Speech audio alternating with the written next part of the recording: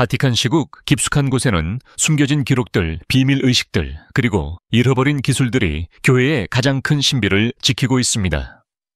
그 벽 너머에 무엇이 있는지 본 사람은 거의 없었습니다. 지금까지는 말이죠. 이곳은 저와 탐험입니다. 그리고 우리는 절대 밝혀져선 안 될 진실을 드러내려 합니다.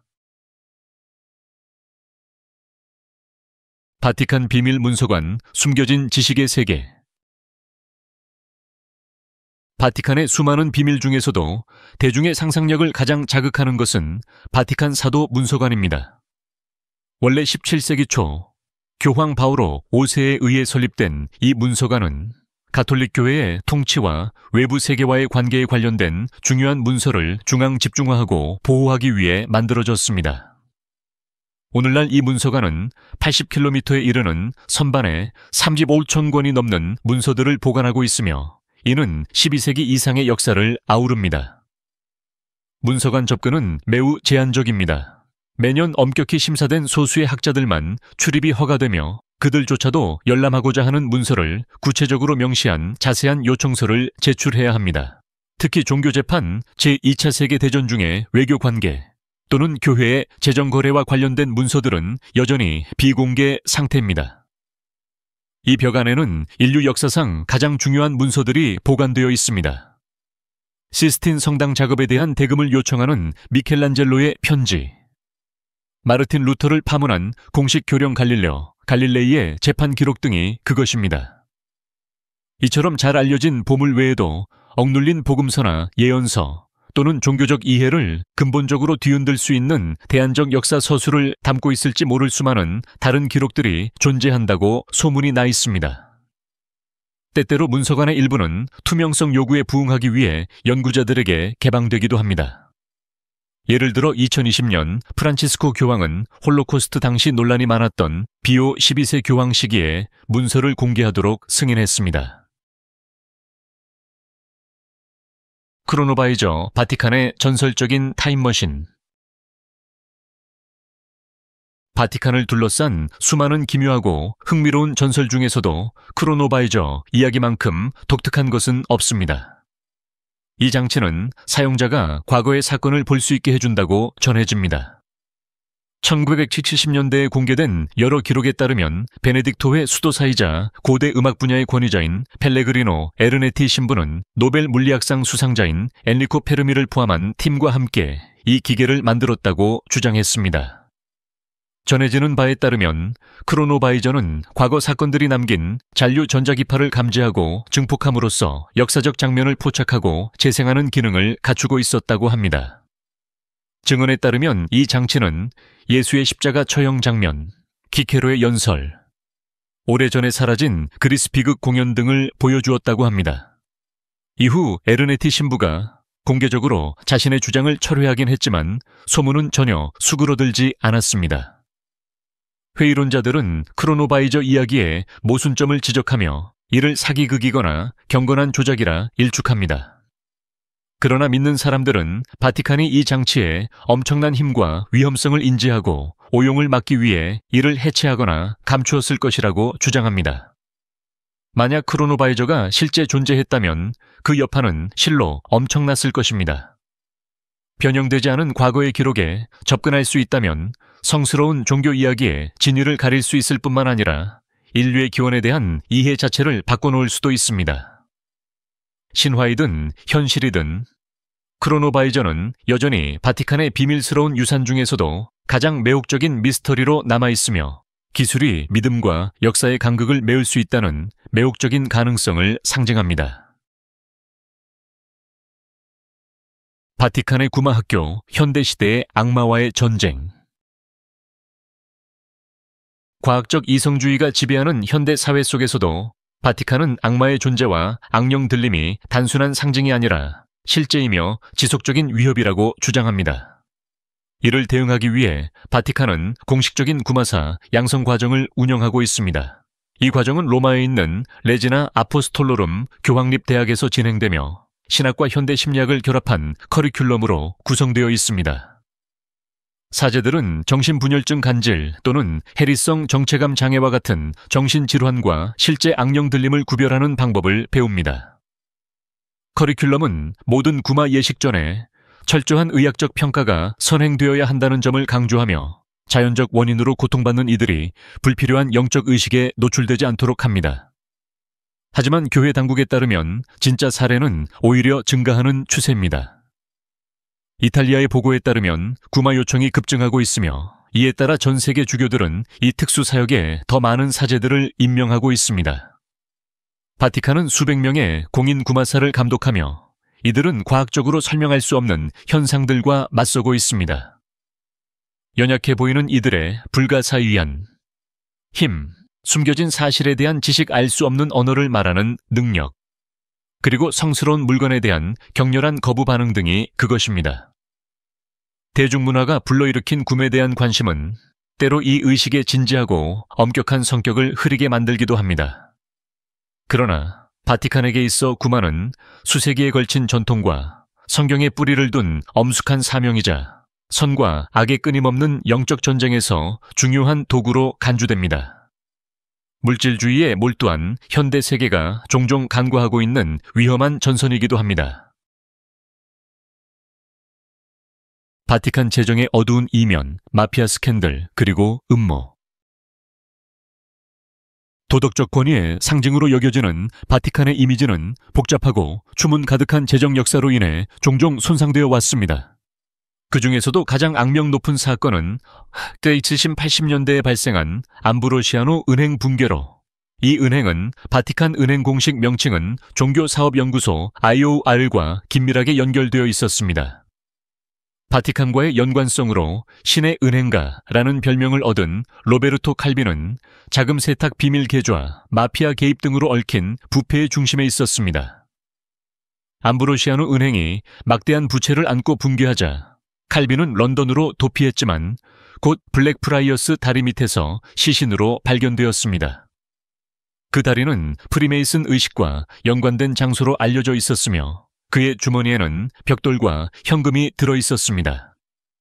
그의 죽음은 조직범죄와 관련된 살인으로 공식 발표되었고 즉시 비밀 결사와 바티칸 내부 인사들이 의심의 대상이 되었습니다. 여기에 더해 바티칸 재정개혁 의지를 가졌던 것으로 알려진 교황 요한 바오로 1세가 즉위 33일 만에 갑작스럽게 세상을 떠난 사건은 음모론에 불을 지펴졌습니다. 그의 죽음을 두고 바티칸 내 기득권을 보호하기 위해 제거되었다는 주장이 제기되며 의혹은 더욱 증폭되었습니다. 오늘날 투명성을 위한 다양한 개혁이 있었음에도 불구하고 바티칸의 재정은 여전히 불투명하다고 믿는 이들이 많습니다. 암브로시아노 은행 사건은 신성한 기관이라 해도 세속의 부패 탐욕, 그리고 세계 권력의 어두운 흐름으로부터 결코 자유롭지 않다는 점을 강력하게 상기시켜줍니다. 여교황 요한나의 신화에 있어서 선다선 맞다서 신화 여성 교황은 실제였을까? 여교황 요한나에 대한 전설은 수세기를 거쳐 이어져 온 가톨릭 교회의 가장 충격적이자 논란 많은 신화 중 하나입니다.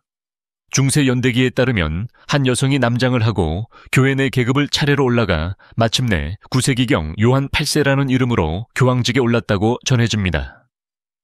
그녀의 정체는 수년간 들키지 않았지만 콜로숨에서 성 베드로 대성당으로 향하는 행렬 도중 출산을 하며 극적인 방식으로 밝혀졌다고 합니다. 일부 버전에서는 충격을 받은 군중이 그녀를 그 자리에서 처형했다고 전하며 또 다른 이야기에선 조용히 역사에서 지워졌다고도 합니다. 바티칸은 여교황 요한나의 존재를 일관되게 부인하며 이 이야기를 반가톨릭 선전에 불과하다고 주장합니다. 대부분의 현대 역사학자들 또한 이에 동의하며 당시 기록이 희박하고 이 전설이 13세기 풍자 문헌에서 처음 등장한 점을 지적합니다.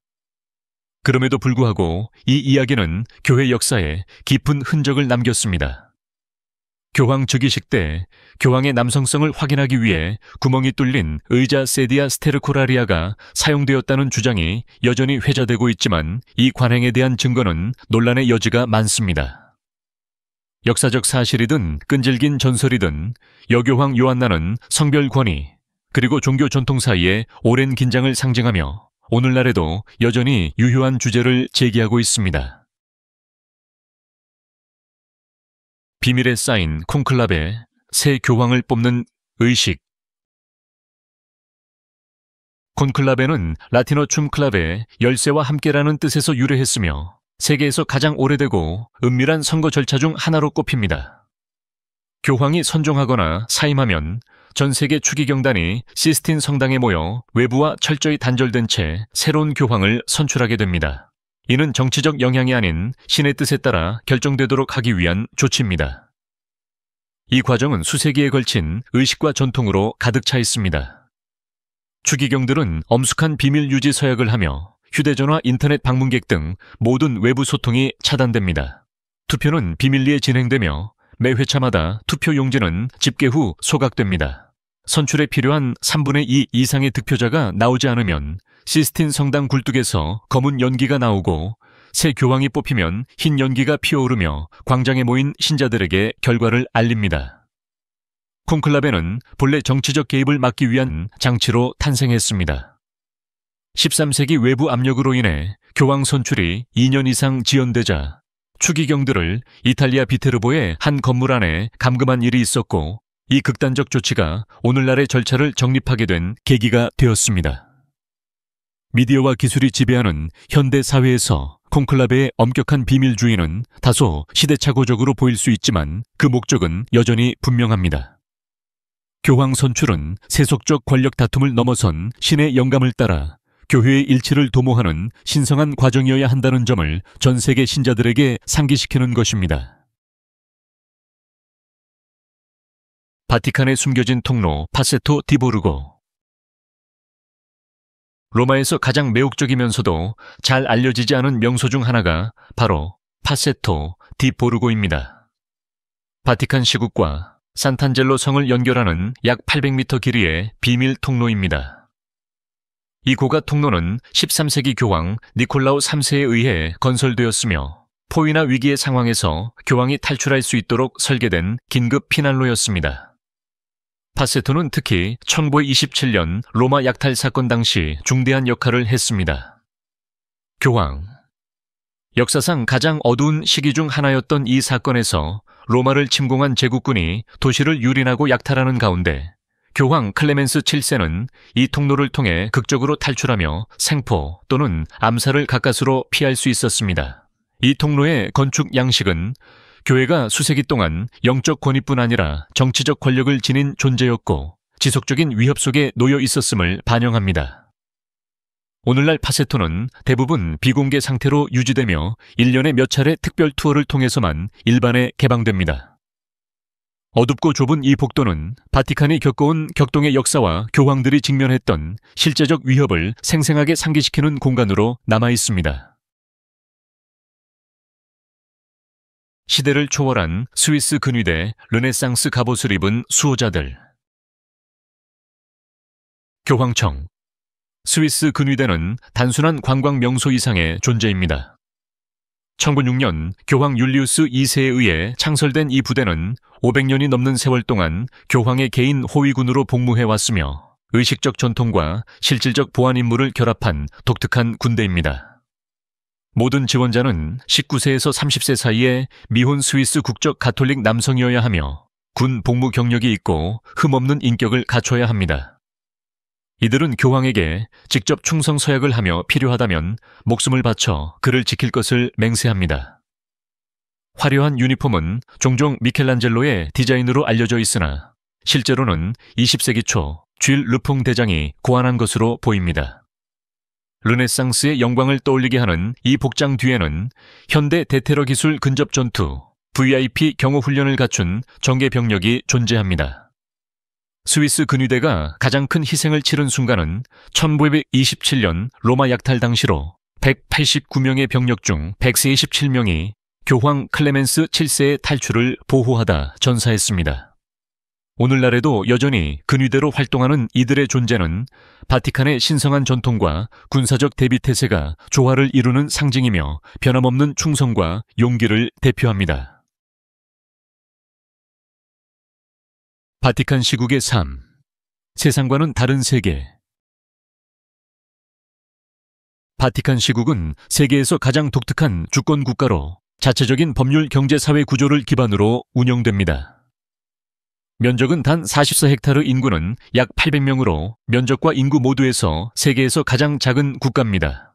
이곳의 거주자는 고위 성직자 스위스, 근위대 행정직원, 그리고 소수의 평신도 근로자들로 구성되어 있습니다. 시민권은 교황청에 대한 봉사와 직접 연관되어 있으며 근무가 종료되면 일반적으로 자동으로 박탈됩니다. 바티칸 안에서의 생활은 엄격히 통제되며 종교적 임무, 국정 의례 외교 활동 중심의 규칙적인 일과가 특징입니다. 교황은 막대한 영향력을 지닌 존재임에도 불구하고 극도의 제한 속에서 살아갑니다. 그는 개인 소유물이 없으며 공식적인 급여도 받지 않고 독신과 영적 절제를 지켜야 합니다. 심지어 교황의 일상도 촘촘하게 계획되어 있어 사목활동, 면담회의 기도가 조화롭게 배치되어 있습니다.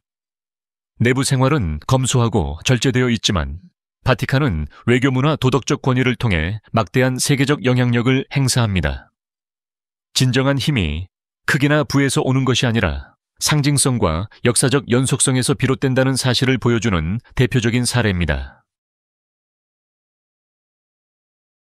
바티칸 방문 가이드 꼭 알아야 할 것들. 수백만 명의 순례자와 관광객들에게 바티칸 시국 방문은 영적인 순례이자 문화적인 경험입니다.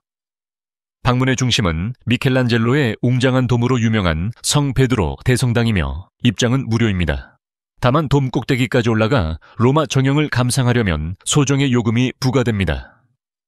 대성당 옆에는 세계 최고 수준의 예술 컬렉션을 자랑하는 바티칸 박물관이 있습니다. 라파엘로의 방지도 갤러리, 그리고 무엇보다도 시스틴 성당의 경이로운 천장화가 이곳의 하이라이트입니다. 관람객이 매우 많기 때문에 사전 예약은 필수입니다. 보다 깊이 있는 체험을 원한다면 일반 공개되지 않는 바티칸 정원이나 성 베드로 대성당 지하의 네크로폴리스 초기 교황 무덤을 포함한 특별 투어도 신청할 수 있습니다. 경비는 매우 엄격하며 복장과 행동에 대한 규칙도 철저히 지켜야 합니다. 바티칸을 방문하는 것은 신앙 역사, 인간의 위대한 성취가 만나는 지점을 마주하는 깊은 경험이며 신비와 전통이 살아 숨쉬는 세계 마지막의 신정국가 중 하나로의 여정이라 할 수 있습니다. 바티칸의 비밀은 우리가 상상하는 것보다 훨씬 더 깊고 아직도 밝혀지지 않은 것들이 많습니다. 오늘의 여정이 당신의 호기심을 자극했다면 가장 흥미로웠던 미스터리는 무엇이었는지 알려주세요. 그리고 이 탐험이 마음에 드셨다면 미지의 세계를 함께 파헤치고 싶은 분들과 꼭 공유해 주세요.